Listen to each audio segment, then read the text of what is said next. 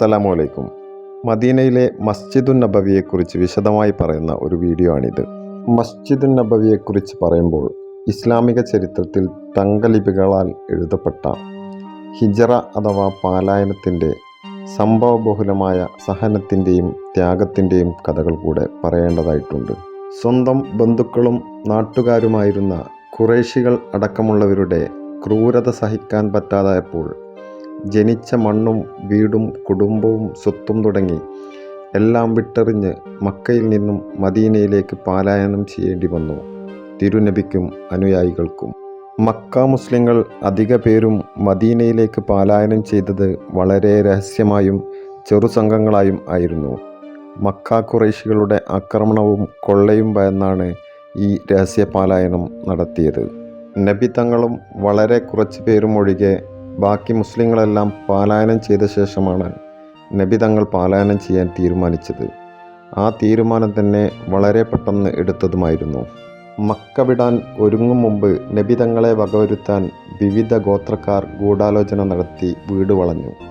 നബി തങ്ങൾക്ക് ജിബ്രീൽ മുഖാന്തരം അള്ളാഹു വിവരമെത്തിക്കുകയും നബി തങ്ങൾ തൻ്റെ കട്ടിലിൽ അലി റളിയല്ലാഹു അൻഹുവെ കിടത്തിയ ശേഷം ഒരു പിടി മണ്ണ് വാരി യാസീൻ സൂറത്തിലെ ഒരു ആയത്ത് ഓതി ശത്രുക്കൾക്ക് നേരെ എറിയുകയും ശത്രുക്കളുടെ കാഴ്ചയിൽപ്പെടാതെ അവിടം വിടുകയും ചെയ്തു. അബൂബക്കർ റളിയല്ലാഹു അൻഹുവെയും കൂട്ടിയാണ് മക്ക വിട്ടതും സൗർ ഗുഹയിൽ അഭയം തേടുകയും ചെയ്തത്. നബി തങ്ങളുടെ വീട് പരിശോധിച്ച ശത്രുക്കൾ അലിയാരെയാണ് അവിടെ കണ്ടത്. തങ്ങൾ സ്ഥലം വിട്ടതായി മനസ്സിലാക്കിയ ശത്രുക്കൾ നാലുപാടും ഓടി. അവർ സൗർ ഗുഹാമുഖത്തും എത്തി. എന്നാൽ ഗുഹയ്ക്ക് അകത്തേക്കുള്ള കവാടത്തിൽ ചിലന്തികൾ വലകെട്ടിയതും മാടപ്രാവുകൾ അടയിരിക്കുന്നതും കണ്ട് ഏറെ നാളായി ആൾപ്പെരുമാറ്റം ഉണ്ടായിട്ടില്ലാത്ത സ്ഥലമാണെന്ന നിഗമനത്തിൽ ഗുഹയ്ക്ക് അകത്ത് കയറി പരിശോധിക്കാതെ ശത്രുക്കൾ തിരിഞ്ഞു പോവുകയാണുണ്ടായത്.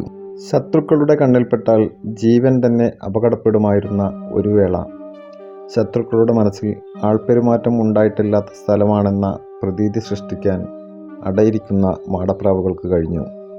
നബി തങ്ങളുടെ ജീവൻ രക്ഷിക്കാൻ കാരണക്കാരായ മാടപ്രാവുകളുടെ പിൻതലമുറയെ സംരക്ഷിച്ചുകൊണ്ട് മക്കയിലും മദീനയിലും വലിയ സ്നേഹവും പരിഗണനയും പ്രാവിൻ കൂട്ടങ്ങൾക്ക് കൊടുക്കുന്നത് നമുക്ക് കാണാം. സൗർ ഗുഹയിൽ വെച്ച് നബി തങ്ങൾ മടിയിൽ തലവെച്ചുറങ്ങവേ അബൂബക്കർ സിദ്ദീഖ് റളിയല്ലാഹു അൻഹുവിൻ്റെ കാലിൽ പാമ്പ് കടിയേറ്റതും വേദന കൊണ്ട് കണ്ണുനീർ നബി തങ്ങളുടെ മുഖത്ത് ഇറ്റി വീണതും തങ്ങളുടെ ഉമിനീരിനാൽ സുഖപ്പെടുത്തിയതും 3 ദിനരാത്രങ്ങൾ സൗർ ഗുഹയിൽ കഴിച്ചുകൂട്ടിയതും ഹിജറയുടെ ത്യാഗപൂർണമായ ചരിത്രത്തിലെ ജ്വലിക്കുന്ന ഏടുകളാണ്. മരുഭൂമി താണ്ടി ദുരിതപൂർണമായ പാലായനത്തിനൊടുവിൽ മക്കയിൽ നിന്നും 450 കിലോമീറ്ററോളം അകലെയുള്ള മദീനയിൽ നബി തങ്ങളും അനുയായികളും എത്തിച്ചേർന്നു.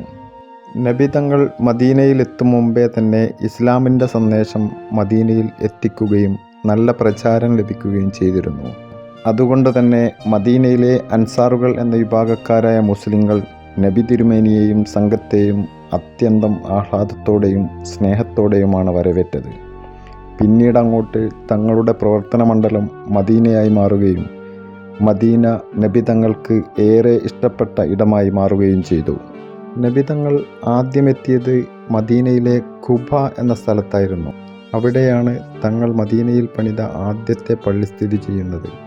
മസ്ജിദുൽ ഖുബ എന്ന പേരിൽ അറിയപ്പെടുന്ന ആ പള്ളിയെക്കുറിച്ചുള്ള വിശദമായ വീഡിയോ ഈ ചാനലിൽ ഉൾപ്പെടുത്തിയിട്ടുണ്ട്. അതും കാണുക. മദീനയിലേക്ക് എത്തിച്ചേർന്നപ്പോൾ നബി തങ്ങൾ സഞ്ചരിച്ച ഒട്ടകം ഒരു സ്ഥലത്തെത്തിയപ്പോൾ നിലത്ത് മുട്ടുകുത്തുകയുണ്ടായി. ആ സ്ഥലത്താണ് മദീനയിലെ മസ്ജിദുൻ നബവി എന്ന പുണ്യങ്ങൾ നിറഞ്ഞൊഴുകുന്ന നബി തങ്ങളുടെ പ്രബോധന കേന്ദ്രമായിരുന്ന പള്ളി സ്ഥിതി ചെയ്യുന്നത്. നബി സല്ലല്ലാഹു അലൈഹി വസല്ലമയുടെയും അനുയായികളുടെയും ചരിത്രപ്രസിദ്ധമായ പാലായനത്തിൻ്റെ ഓർമ്മപ്പെടുത്തൽ കൂടിയാണ് 2ാം ഖലീഫ ഉമറുൽ ഖത്താബ് റളിയല്ലാഹു അൻഹുവിൻ്റെ കാലത്ത് നിലവിൽ വന്ന ഹിജറ കലണ്ടർ. മക്ക മുസ്ലിങ്ങളുടെ മദീനയിലേക്കുള്ള പാലായനം അഥവാ ഹിജറ നടന്ന വർഷമാണ് കലണ്ടറിൻ്റെ ആദ്യ വർഷമായി പരിഗണിച്ചത്. അറബി മാസം എന്നും അറിയപ്പെടുന്ന ഹിജറ കലണ്ടറാണ് ഇസ്ലാമികമായ ആചാര അനുഷ്ഠാനങ്ങൾക്കും ആഘോഷങ്ങൾക്കും മുസ്ലിം ലോകം ഇന്നും പിന്തുടരുന്നത്. നബി തിരുമേനി തൻ്റെ 53-ാം വയസ്സിൽ മദീനയിൽ വന്നിറങ്ങി. അതോടെ മദീന പ്രവാചകൻ്റെ പുണ്യനഗരമായി മാറി. മദീനയോട് നബി തങ്ങൾ പെട്ടെന്ന് ഇണങ്ങി. ജനിച്ചു വളർന്ന മക്കയോടെന്ന പോലെ തന്നെ നബി തങ്ങൾ മദീനയെയും സ്നേഹിച്ചു. മദീനയെ വിശുദ്ധ നഗരമായി പ്രഖ്യാപിക്കുകയും വിശുദ്ധ നഗരമായി സംരക്ഷിക്കണമെന്ന് ആഹ്വാനം ചെയ്യുകയും ചെയ്തു. ആ വാക്കുകൾ ഏറ്റെടുത്ത് മദീന മുനവ്വറയെ മുസ്ലിം ലോകം മക്കയോടൊപ്പം തുല്യമായ പരിഗണന നൽകി പ്രാർത്ഥനയുടെയും വിശ്വാസത്തിൻ്റെയും വിശുദ്ധ കേന്ദ്രമായി ഇന്നും സംരക്ഷിച്ചു പോരുന്നു. മസ്ജിദുൻ നബവിയാണ് മദീനയിലെ വിശ്വാസത്തിൻ്റെയും ആരാധനയുടെയും പ്രധാന കേന്ദ്രം. നബി തിരുമേനിയുടെ ഒട്ടകം മുട്ടുകുത്തിയ സ്ഥലത്ത് പള്ളി നിർമ്മിക്കാൻ വേണ്ടി ആ സ്ഥലം സഹൽ, സുഹൈൽ എന്നീ 2 അനാഥ സഹോദരങ്ങളിൽ നിന്നും പണം കൊടുത്തു വാങ്ങുകയായിരുന്നു. ഭൂമി സൗജന്യമായി നൽകാൻ തയ്യാറായിട്ടും നബി തിരുമേനി അത് വേണ്ടെന്ന് വെക്കുകയായിരുന്നു. അബൂബക്കർ റളിയല്ലാഹു അൻഹുയാണ് ഭൂമിയുടെ വില നൽകിയത്. പള്ളി നിർമ്മാണത്തിന് നബി തിരുമേനിയുടെ പങ്കാളിത്തം എല്ലാ സമയത്തും ഉണ്ടായിരുന്നു. കല്ലുകൾ കൊണ്ട് അടിത്തറയും മൺകട്ടകൾ കൊണ്ട് ചുമരും നിർമ്മിച്ചു. തൂണുകൾ നിർമ്മിച്ചത് ഈന്തപ്പനയുടെ തടികൾ കൊണ്ടായിരുന്നു. ഹിജറ 2-ാം വർഷം മസ്ജിദുൽ അഖ്സയിൽ നിന്നും ഖിബില കാബയിലേക്ക് മാറിയപ്പോൾ പള്ളിക്ക് മാറ്റങ്ങൾ വരുത്തേണ്ടി വന്നു. 35 മീറ്റർ നീളവും 30 മീറ്റർ വീതിയുമായി 1050 ചതുരശ്ര മീറ്റർ വലുപ്പത്തിലാണ് പള്ളി ഉണ്ടായിരുന്നത്. പള്ളിയിൽ അടിസ്ഥാന സൗകര്യങ്ങളും അലങ്കാരങ്ങളും കുറവായിരുന്നു. സമ്പന്നരായ ചില സഹാബികൾ അവ നൽകാൻ തയ്യാറായിരുന്നെങ്കിലും നബി തിരുമേനി അവ വേണ്ടെന്ന് വെക്കുകയായിരുന്നു. പള്ളിയിലെ സൗകര്യങ്ങൾക്കും അലങ്കാരങ്ങൾക്കും പണക്കാരായവർ സഹായം വാഗ്ദാനം ചെയ്തപ്പോൾ അത് വേണ്ടെന്ന് വെക്കുകയും അനാഥരായ 2 പേർ പള്ളി നിർമ്മിക്കാൻ ഭൂമി സൗജന്യമായി നൽകാമെന്ന് പറഞ്ഞിട്ടും പണം കൊടുത്തു വാങ്ങിയതും നബി തിരുമേനി കാണിച്ചു തന്ന മാതൃകകളാണ്. മസ്ജിദുൻ നബവിയോട് ചേർന്ന് തന്നെയായിരുന്നു നബി തങ്ങൾക്കും കുടുംബത്തിനും താമസിക്കാനുള്ള വീടുകൾ നിർമ്മിച്ചത്. ഹിജറ 17-ാം വർഷം ഖലീഫ ഉമർ റളിയല്ലാഹു അൻഹു പള്ളി വികസിപ്പിച്ചു. സമീപത്തായുള്ള വീടുകൾ കൂടെ വിലക്ക് വാങ്ങിയാണ് വിപുലീകരണം നടത്തിയത്. അതോടെ 70 മീറ്റർ നീളവും 60 മീറ്റർ വീതിയുമായി പള്ളി വികസിച്ചു.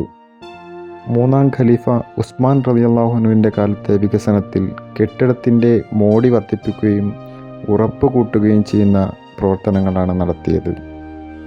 പിന്നീട് വന്ന തലമുറകളുടെ കാലത്തും ചെറുതും വലുതുമായ വികസന പ്രവർത്തനങ്ങൾ പള്ളിയിൽ നടക്കുകയുണ്ടായി. ഇന്ന് കാണുന്ന രൂപത്തിലേക്ക് പള്ളി വളർന്നത് സൗദി ഭരണകൂടത്തിൻ്റെ 2 വിപുലീകരണ പ്രവർത്തനങ്ങളോടെയാണ്. 1985-ൽ സൗദി രാജാവിൻ്റെ നേതൃത്വത്തിൽ നടത്തിയ വൻ വികസന പ്രവർത്തനങ്ങൾ കഴിഞ്ഞതോടെ ഒരേ സമയം 10 ലക്ഷം പേർക്ക് നിസ്കരിക്കാവുന്ന പള്ളിയായി മാറി. ഭൂമിയിലെ ഏറ്റവും ശ്രേഷ്ഠമായ സ്ഥലമായ റൗള ഷരീഫ് സ്ഥിതി ചെയ്യുന്നത് ഈ പള്ളിയുടെ അകത്താണ്. ആയിഷ ബീവിയുടെ വീടിനും പള്ളിയുടെ മിമ്പറിനും ഇടയിലുള്ള സ്ഥലമായ റൗള ഒരു സ്വർഗീയ പൂങ്കാവനമാണെന്നാണ് നബി തങ്ങൾ പറഞ്ഞത്. ഈ സ്ഥലത്തു നിന്നും നിസ്കരിക്കുന്നതും പ്രാർത്ഥന നടത്തുന്നതും വലിയ പുണ്യമുള്ളതാണ്. നബി തങ്ങളുടെ മിമ്പർ സ്ഥിതി ചെയ്തിരുന്ന അതേ സ്ഥാനത്ത് തന്നെയാണ് ഇപ്പോഴും ഈ പള്ളിയുടെ മിമ്പർ സ്ഥിതി ചെയ്യുന്നത്. നബി തങ്ങളുടെ ഖബർസ്ഥാനവും സ്ഥിതി ചെയ്യുന്നത് റൗളയോട് ചേർന്നാണ്. പ്രവാചകന്മാരെ അവർ മരണപ്പെടുന്ന അതേ സ്ഥലത്ത് മറവ് ചെയ്യണം എന്നതിനാലാണ് ഇവിടെ തന്നെ മറവ് ചെയ്തത്. അബൂബക്കർ റളിയല്ലാഹു അൻഹുവിൻ്റെയും ഉമർ റളിയല്ലാഹു അൻഹുവിൻ്റെയും ഖബറും നബി തങ്ങളുടെ ഖബറിനോട് ചേർന്നാണ് സ്ഥിതി ചെയ്യുന്നത്. നബി തങ്ങളുടെ പ്രിയപുത്രി ഫാത്തിമ ബീവി അടക്കം നിരവധി പ്രമുഖരുടെ ഖബർസ്ഥാനം ഈ മസ്ജിദിനടുത്തുള്ള ജന്നത്തുൽ ബഖിയാണ്. ഈ വീഡിയോ ഇവിടെ വരെ കണ്ടവർ ചാനൽ സബ്സ്ക്രൈബ് ചെയ്തിട്ട് പോകുക. വീഡിയോക്ക് ലൈക്ക് ചെയ്യാൻ മറക്കരുത്. ചാനലിലെ മറ്റു മക്ക മദീന വീഡിയോകളും കാണുക. പുതിയ വീഡിയോയുമായി വീണ്ടും വരും. ചാനൽ സപ്പോർട്ട് ചെയ്യാൻ മറക്കരുത്. ബൈ.